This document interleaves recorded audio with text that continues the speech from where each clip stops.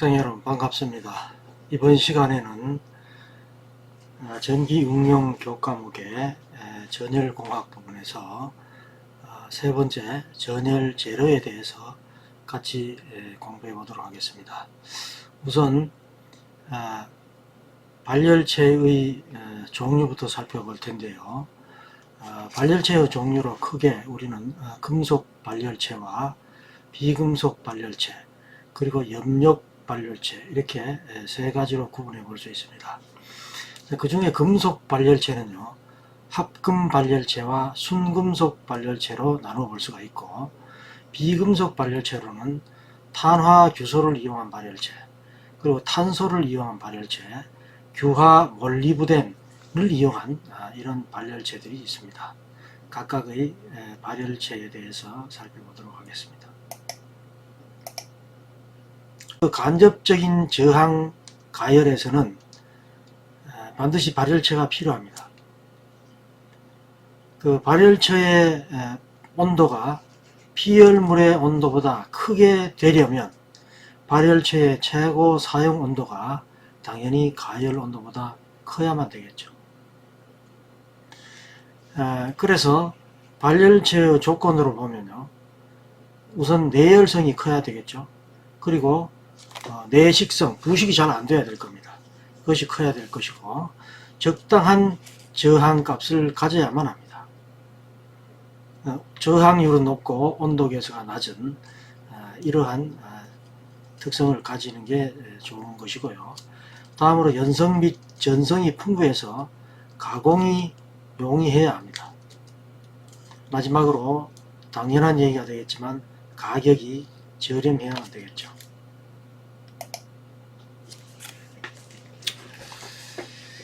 이 금속 발열체의 첫 번째 종류로 합금 발열체를 볼 수 있는데요. 이 합금 발열체는 가장 우리가 알고 있는 일반적인 발열체입니다. 니켈크롬손을 이용한 니켈 크롬계 합금과 철 크롬손을 이용한 철 크롬계 합금 발열체가 대표적인 것이 되겠습니다. 이 니켈 크롬계 합금과 철 크롬계 합금의 그 성능과 용도는 우리 교재 107쪽에 표 2-3에 나와 있죠. 자, 여기 보시면요, 니크롬을 이용한 그 발열체로 니크롬 제1종과 2종이 있고, 철 크롬을 이용한 발열체로 철 크롬 제1종과 2종이 있는데, 니크롬 제1종은 니켈과 크롬계 합금이라고 그랬죠. 그런데 이제 니크롬 제1종이 니켈과 크롬만 있는 것은 아니고요. 물론 이제 니켈이 가장 많은 성분을 차지합니다. 77에서 약 81%. 다음에 크롬이 17에서 21%. 나머지는 망간이라든지 탄소라든지 철, 기타 그 이외의 다른 것들로 구성되어 있는 합금이 되겠습니다. 니크롬 제2종은요, 니켈의 성분이 약간 더 작죠. 1종보다 63에서 67. 그리고 크롬 또한 1종보다 더 작습니다. 그죠? 15에서 18이 되고, 나머지 이제 망간이나 탄소, 철, 그리고 기타가 1종보다 조금씩 더 많게 되겠습니다. 다음 철 크롬도 보면은 제1종이 크롬이 23에서 25, 알루미늄이 4에서 6, 나머지 망간이나 탄소, 철, 기타가로 이루어져 있고요. 그 다음에 철크롬 제2종은 1종보다 또 크롬의 성분이 조금 더 작죠. 18에서 20, 그리고 알루미늄 마찬가지로 좀 더 작습니다. 2에서 4. 나머지가 이제 망간, 탄소, 철, 기타 이런 성분으로 이루어져 있는 합금이 바로 철 크롬 합금 발열체가 되겠습니다. 자, 잠시 우리 7쪽에 나와 있는 니크롬선 및 철크롬선의 특성에 대해서 잠깐 살펴보도록 하겠습니다. 우선 니크롬 1종부터 보죠. 니크롬 1종의 고유 저항은요, 104에서 플러스 마이너스 5 정도 되고, 니크롬 2종은 좀 더 높죠. 110 플러스 마이너스 6이 됩니다. 그리고 저항 온도계에서는 니크롬 1종이 0.0001로 이하고 니크롬 2종은 조금 더 높죠. 0.00020 이하가 되겠습니다. 그럼 최고 사용 온도도 니크롬 1종은 1100도, 그리고 기호는 NCH1입니다. 또 니크롬 2종은 NCH2로 쓰고 최고 사용 온도는 니크롬 1종보다 조금 낮습니다. 900도 이렇습니다. 그 특성 및 용도로 보면요, 니크롬 1종은 고온에서 강하고 냉간 가공이 쉽습니다. 그리고 고온 가열 후에 강도가 변하지가 않습니다. 내가스성이 강하고요. 니크롬 2종은 그 특성이 니크롬 1종에 비해서 내산화성과 고온 강도가 상대적으로 좀 더 약합니다. 그렇기 때문에 가공이 좀 더 용이하게 되겠죠. 철크롬 1종은 고유저항이 140 플러스 마이너스 7 정도 되고, 철크롬 2종은 좀 더 낮죠. 120 플러스 마이너스 5 정도 됩니다. 그리고 저항 온도 계수 철크롬 1종이 0.00010 아주 낮죠. 그 다음에 철크롬 2종은 0.00025입니다. 다음 최고 사용 온도는 니크롬 1종이 1200, 니크롬 2종은 1100. 기호는 니크롬 1종을 FCH1이라고 쓰고요. 철크롬 2종은 FCH2라고 씁니다. 특성 및 용도에 대해서 살펴보도록 하겠습니다. 철크롬 1종은요, 내산화성이 우수합니다. 산화가 잘 안된다는 얘기죠. 그 다음 니크롬 선에 비해서 고온에서 연화되기가 쉽습니다. 니크롬 선에 비해서 그렇습니다. 또 니크롬 선에 비해서 가격이 상대적으로 철크롬이 더 저렴합니다. 철크롬 2종의 특징을 보시면 철크롬 1종보다도 오히려 냉간 가공이 쉽습니다. 그리고 철크롬 2종은 고온에서 연화되기가 쉽다 하는 특성을 가지고 있습니다.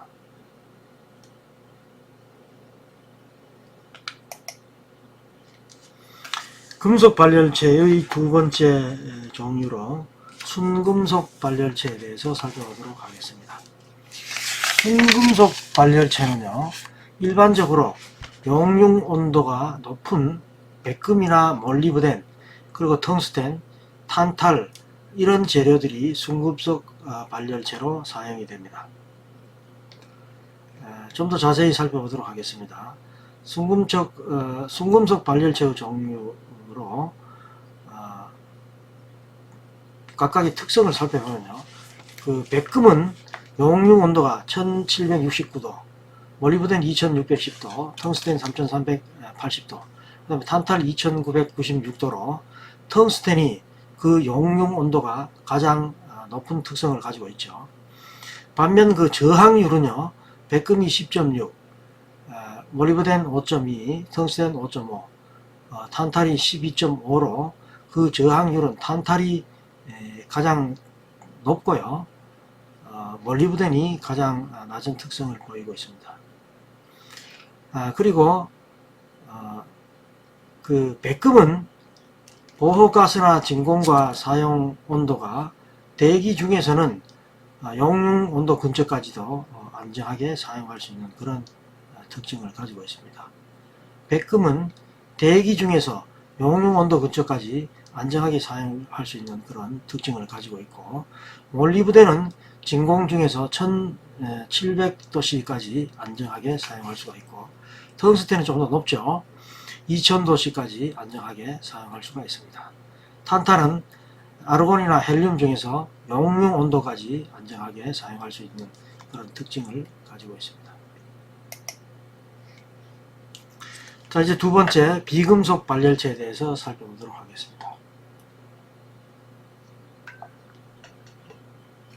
비금속 그 발열체는요, 앞에서 설명드린 대로 탄화규소 발열체와 탄소 발열체, 그리고 규화 몰리브덴 발열체, 이렇게 세 가지로 나누어 볼 수가 있습니다. 당연히 탄화규소 발열체는 SiC, 즉 탄화규소를 주성분으로 한 발열체입니다. 다른 말로 이 탄화규소 발열체를 카브런덤이라고 얘기하기도 합니다. 이 탄화규소 그 발열체는요, 무려 1400에서 1600도 정도의 고온에 견딜 수 있고요. 그리고 전열선에 비해서 아주 작게 소형으로 만들 수 있는 장점이 있지만, 반면에 그 기계적 강도가 상대적으로 좀 약한 그런 단점이 있습니다. 탄화규소 발열체는 입상 상태의 탄소의 접촉 저항을 이용하는 발열체, 즉 크리프트롤에 있고, 또 두 번째로 인조 흑연의 입자를 사용한 그런 전극, 이 두 가지가 있다고 보면 되겠습니다. 이 탄소 발열체는 탄화규소 발열체보다 오히려 더 높은 약 2000도씨 이하에 사용되는 그런 발열체가 되겠고, 주로 제강이나 제선용 전기로에 사용되고 있습니다. 세 번째로 비금속 발열체로 규하 몰리브덴 발열체가 있습니다. 규하 몰리브덴을 주성분으로 한 그런 발열체이고, 1800도C 정도의 허용 온도를 가지고 있으며, 이 규하 몰리브덴 그 발열체는요, 칸탈선이라고도 합니다. 이 규하 몰리브덴은 몰리브덴과 규소 분말을 불활성 가스 안에서 소결해서 만드는 그런 방법을 이용합니다. 내식성이 우수한 반면에 충격에 약하고 고온에서 연화되기 쉬운 그런 단점이 있습니다. 다음으로 비금속 발열체 세 번째, 염력 발열체를 보도록 하겠습니다. 이 염력 발열체는요, 염류를 혼합물과 용해시켜서 대상 재료를 열처리해서 만들게 되는데요. 이 소금이나 황산, 나트륨 같은 이런 염류는 비교적 낮은 온도에서 녹게 되죠.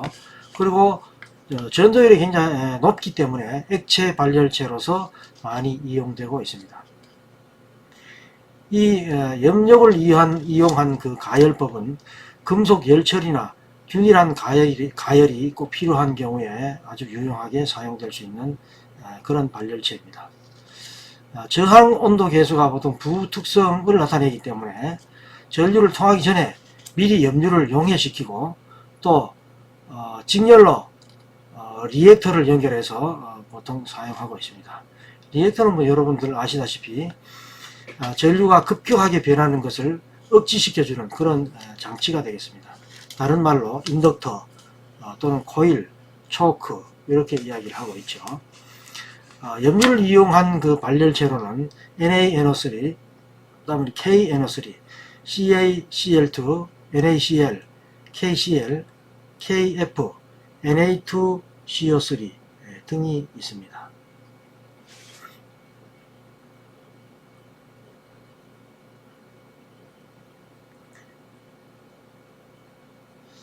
이 염력 발열체의 그 용도로는요, 금속을 열처리한다든지 또는 균일하게 가열이 필요한 그런 경우에 많이 사용된다는 말씀을 좀 전에 드렸죠. 두 번째, 절연물과 내화물에 대해서 살펴보도록 하겠습니다. 첫 번째, 절연물입니다. 열효율을 좋게 하기 위해서는 열절연을 잘 해야만 되죠. 열절연에 사용되는 재료를 열절연제라고 얘기하죠. 기체는 고체보다 열전도율이 작지만 대류가 있으면 오히려 열전도율이 커지게 됩니다. 따라서 대류를 막으면 고체보다 기체가 오히려 더 좋은 절연물이 될 수도 있습니다. 우리 교재 109쪽 표 2.6에 보면요, 열전도율 및 최적 비열에 대한 내용이 나오죠.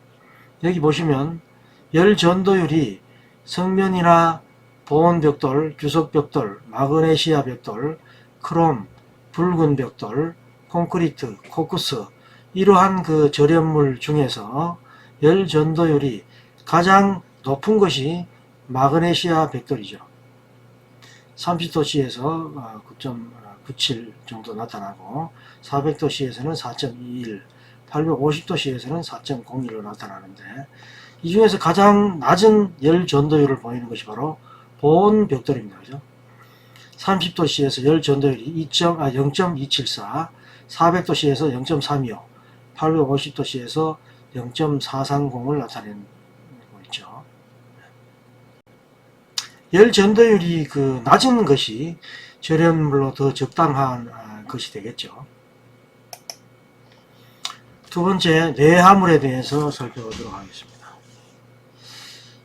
내화물이라고 하면요, 고온에서 아주 높은 온도에서 연화가 안 되고 고온이나 고열에 잘 견디는 물질을 말합니다.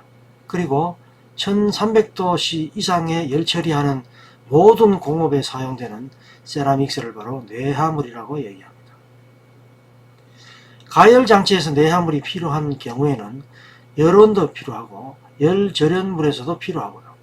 열온을 지지하는 데도 필요하고 피열물의 지지, 그리고 용기, 노체를 구축하는 데도 내화물이 필요하게 되겠죠. 따라서 내화물이 되기 위해서는요, 그 구비 조건이 첫 번째로 사용 온도와 열간 하중에 견딜 수 있어야 됩니다. 그리고 내식성이 좋아야 되죠. 부식이 잘 안 돼야 되죠. 급열과 급냉에 잘 견디어야만 됩니다. 그리고 마지막으로 비교적 손쉽게 구할 수 있고 값이 당연히 싼 것이 좋겠죠. 그리고 내화물은요, 용해 또는 연화 온도가 높은 것이 좋습니다. 연화 온도라는 것은 단단한 물질, 즉 고형 물질이 열을 받으면 변형이 되고요, 그때 또 연기를 일으키게 되는 그 온도, 그것을 바로 연화 온도라고 합니다. 그렇게 되는 온도가 당연히 내화물은 높아야만 되겠죠. 그래서 용해도 잘 안 돼야 되고 연화도 잘 되지 않는 그런 물질이 가장 좋은 내화물이다, 이렇게 이야기할 수가 있을 겁니다.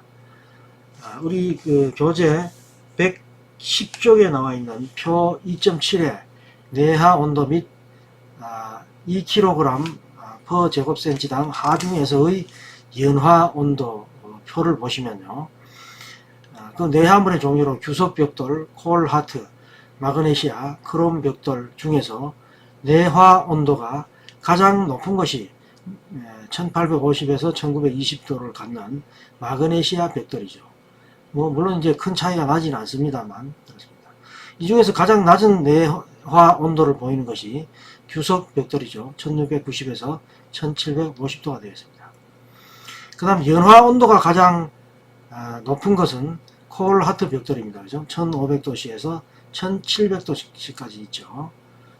물론 이것도 뭐 큰 차이가 나지 않습니다만, 가장 낮은 연화 온도를 보이는 내화물이 크롬 벽돌이 되겠습니다. 1400도에서 1500도씨. 자, 이상으로 제3장 전열 재료에 대해서 살펴봤고요. 이제 다음 시간에 제4장 전기료의 특성에 대해서 여러분들과 같이 공부해 보도록 하겠습니다. 대단히 수고 많았습니다.